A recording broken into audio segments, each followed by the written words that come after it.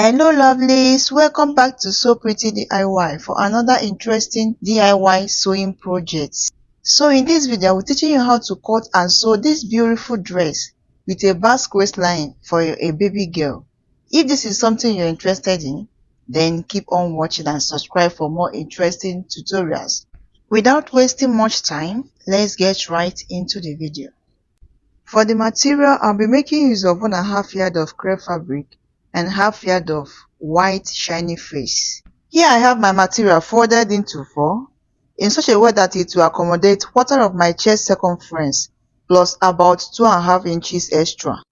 My back part is the one under and is wider by 1 inch for my zipper allowance. I will start by marking my starting line, my chest line of 4 inches and my half length of 9 inches.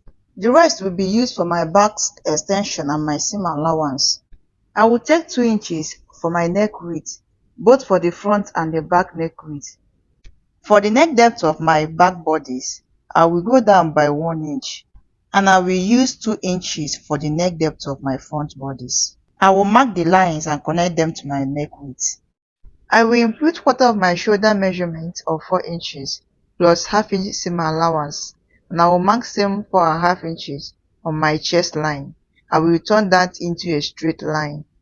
The next is to come down by half an inch for my shoulder slope. I marked 1/4 of my chest circumference, which is 5.5 inches, and I curve it to meet my armhole. This will serve as my back armhole curve. And for my front armhole, I will get the midpoint of my armhole and go in by half an inch. Then I will connect it to meet my chest circumference as well. On my waistline, I will replicate what I have on my chest line and I will be adding 2 inches allowance to it. This is optional as always. You can add more or less. To create my basque effect, I'll be coming down by 3 inches from my waistline measurement. Then I will connect it to the actual waist circumference that I already marked. Not the allowance, please. Then I will add half inch seam allowance that I will be using to join my skirt parts. I will connect the lines. On my shoulder line, I added half inch for my shoulder joining and I will cut through the back lines first to remove the unwanted parts. Then I will separate it and trim off my armhole and my neck depth for the front bodice. I will notch my zipper allowance and my front piece and back pieces are ready.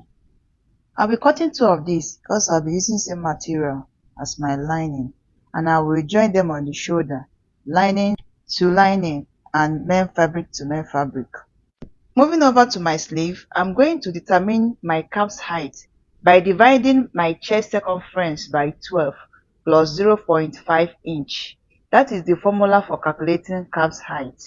Here I have 2.3, but instead of marking exactly 2.3, I'm going to mark 3 inches because I'll be using half an inch to join it to my armhole. I've cut out this piece of fabric and I'll be folding it into 2 and into 2 again. That is into 4. And I will mark 3 inches up just like this, as if I'm cutting a flame. I will connect it with my chalk and use my scissors to cut it out. And my full circle is ready. I will fold it again and notch the midpoint. Then I will go over to my sewing machine and sew it round. I will make small pleats, just very small pleats, and I will attach it to my armhole. And I will repeat the same process on the other sleeve. I'll fist my 2 sleeves and I'll be using my lining to cover my seam allowance. I will place my lining on my fabric, right side facing right side, and I will push my sleeve to be in between the 2 armholes. I will pin it down and go over to my sewing machine and sew it round on both armholes. Please, if this is your first time of tuning into our channel, do well by subscribing, comment, like and share. Now go ginger me to do more. I will notch my armholes and turn it inside that. Then I will shaping it lining to lining and main fabric to main fabric with the 2 inches allowance that I left while drafting it. I turned it and our dress is coming out neatly already. I will pin my waist area, making sure to open pin my side seam so that it could lay flat. Next is to measure my neckline and draft my collar. My round neckline was 12.5 inches minus my 1 inch zipper allowance on both sides. I will be drafting on my pattern paper before transferring it to my main fabric. I've ruled my starting line and I will divide my neckline into two. The reason for dividing it is because our collar is in twos, so I'm going to mark 6.25. The length of my collar is 3 inches, but I'll be marking 4 inches. Half inch will be for joining it to the neckline, and the other half inch would be for stitching it together with the lining, because I'll be cutting 4 pieces of this. In order to get the pointy end on the collar, I'm going to come out by 1 inch from one end like this, and I will connect it back to the lines. I'll be adding half an inch seam allowance to the size. After that, I will just fold it into two and I will trim off 0.5 inch just from the lower part. This is where I'll be joining to my neckline. I will cut off like so. I'll be using this pattern as a template to cut out the white fabric that I'll be using for my collar. I've gone ahead to do that and I stitch it using 1/4 of an inch. Yes, I added half an inch while drafting, but I used 1/4 of an inch to stitch it so that I can have a little overlap in the front. And note that I did not stitch the parts that I'll be joining to the neckline. So now I'll be turning it inside out.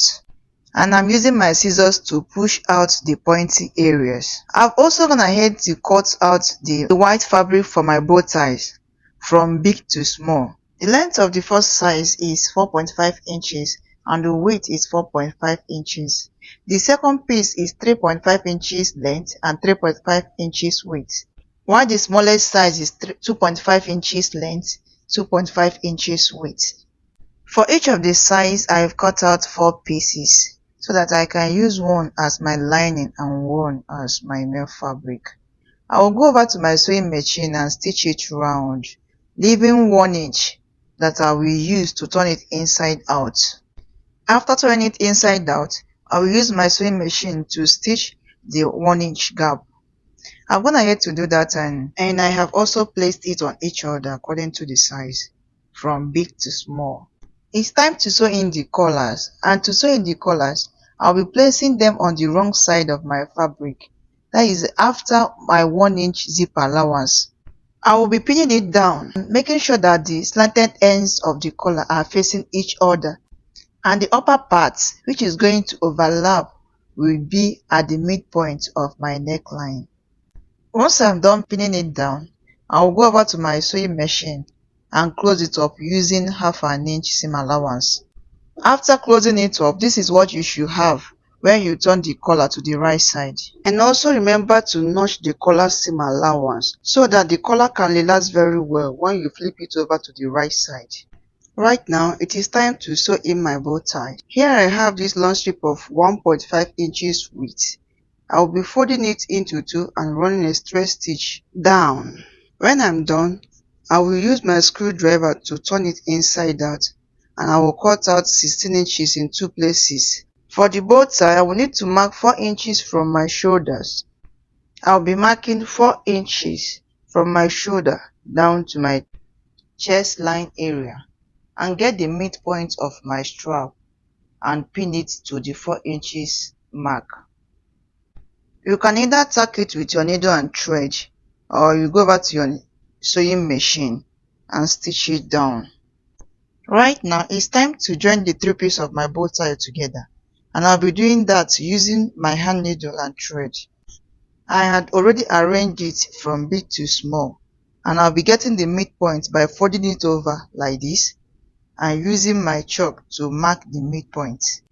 And I'll just go ahead and pass my needle through the mark that I made in the center like so.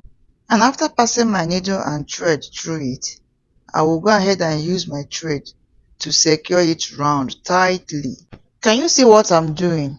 I will secure it round very tightly. This is what I have, and I will go ahead and tie it tightly. Make sure it is properly secured. so it doesn't loose open. And I will place the bow tie here on the part of the tiny rope that was tacked down. And I will go ahead and tie the tiny rope round it like this. Make sure that you tie it tightly so that it is well secured. Moving on, I will be attaching my skirt part. I will place my tape on one side of my zipper allowance and I will measure it round to the other side of my zipper allowance, and I'm having about 30 inches. It came up to 30 inches because of the Basque waistline, but the actual waist circumference of this dress is 22 inches. So I will multiply the 30 inches by 4 and I will cut out a wide fabric of about 120 inches. Yes, it's up to this because the material I'm using is quite light. If I were using a very thick material like scuba, it wouldn't have consumed such a long fabric. To get the length of my skirt part, I'll be subtracting my half length, that is my shoulder to my waistline, from the full length of my gown. And here I want the length of this gown to be 22 inches. So I subtracted my 9 inches half length from 22 inches and I'll be left with 12 inches. Then I added extra 3 inches that I used to hem the upper and the lower part of my skirt parts. When I'm done hemming, I will knife pleat it on top of my upper bodice. I started making my knife pleats after my 1-inch zipper allowance so that I won't find it difficult to attach my zipper, and I pleated directly on top of my upper bodice.